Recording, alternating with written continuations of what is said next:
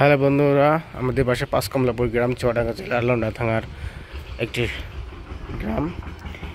এই গ্রামে অনেক সুন্দর প্রকৃতি রয়েছে, যদিও আপনাদের দেখানো হয় না, তাই ভাবলাম আজকে ছোট্ট একটা ভিডিও করি। এটা আমাদের আমড়া গাছ, যেখানে প্রচুর পরিমাণে আমড়া ধরে প্রতি বছর। এখান থেকে অনেক আমড়া সংগ্রহ করি এবং আমরা নিজেদের জন্য কিছু রান্না করি এবং পাড়া প্রতিবেশীদেরকেও কিছু কিছু দেওয়া হয় আর কি। ওইদিকে একটা বড় নারকেল গাছ আছে, প্রচুর পরিমাণ নারকেল ধরে। ওটি পাশ থেকে দেখানো যাচ্ছে না, দূরে রয়েছে আম গাছ এবং এখানেও দুইটা নারকেল গাছ দেখতে পাচ্ছেন আর কি। তো এই নারকেল গাছটা একেবারে বিল্ডিংয়ের সাথে হওয়ার কারণে খুব বেশি নারকেল ধরে না, তবে ওই গাছটাতে দেখা যাচ্ছে কিছু কিছু নারকেল রয়েছে, ওখানে বেশ নারকেল ধরে আর কি।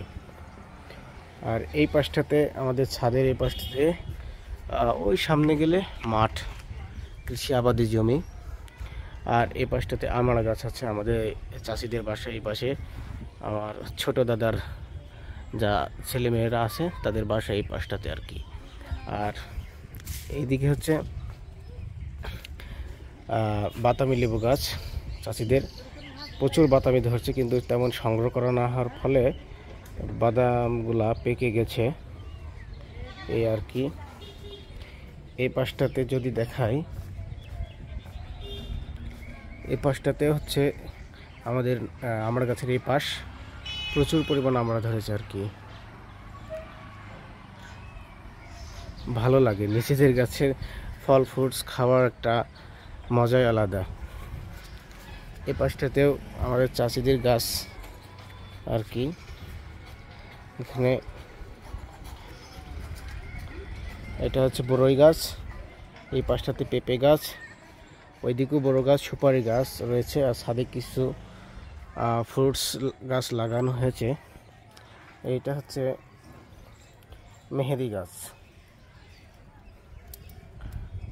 আর এই পাশটাতে দেখছেন এটা বাতাবি লেবু গাছ, সম্ভবত প্রচুর পরিমাণ গাছ জন্মেছে দেখেন। আমার চাচি লাগিয়েছে, তো খুব একটা পরিচর্যা করতে পারে না আর কি, গ্রামের পরিবেশ তো এই আর কি।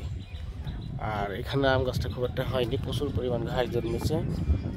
আর এখানে ড্রাগন গাছ দেখতে পাচ্ছেন বন্ধুরা, ড্রাগন গাছ, ড্রাগন একটা ফুল ধরেছে দেখা যাচ্ছে এই পাশটাতে, তবে অযত্নে অবহেলিত হওয়ার কারণে তেমন ফলন হয়নি আর কি। এই পাশটাতে কিছু শুধু চারা গাছ লাগানো হয়েছে। আর এদিকে ছোট ছোট কিছু কিছু গাছ রয়েছে, আসলে অনেক দিন পরিচর্যা করা হয় না। ঘাসগুলো, আগাছাগুলো তুলে নিয়ে কিছু সার রোপণ করা দরকার। আর এখন তো বৃষ্টির সময়, পানি তো তেমন দেওয়া লাগে না আর কি, একটু ঘাসগুলো তুলে দিলেই হয়। এই হলো বন্ধুরা আমাদের ছাদের একটা দৃশ্য শেয়ার করলাম আপনাদের সাথে। ভালো লাগলে অবশ্যই কমেন্ট করতে পারেন।